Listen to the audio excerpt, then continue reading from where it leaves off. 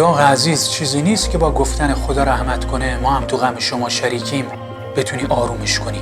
اگه به جونت بیفته مثل یک تراشه داغ سلول به سلول جگرتو میسوزونه.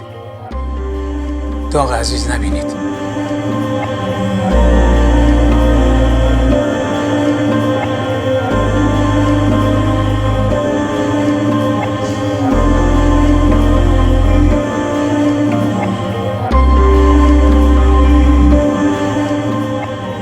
همنت با اقتباس از رمان مگی و فارل، یک ملودرام خانوادگی، ماجرای به سوگ نشستن شکسپیر و همسرش اگنس در غم از دست دادن پسر 11 سالشونه. فیلم با طراحی آرام و شاعرانه تلاش میکنه تا در موقعیت‌های مینیمال بر نمایش آسیب روحی و فرایند سوگ متمرکز باشه. اندوهی که سالها بعد با نبوغ شکسپیر ترکیب شد و اثر جاودانه هملت نوشته شد.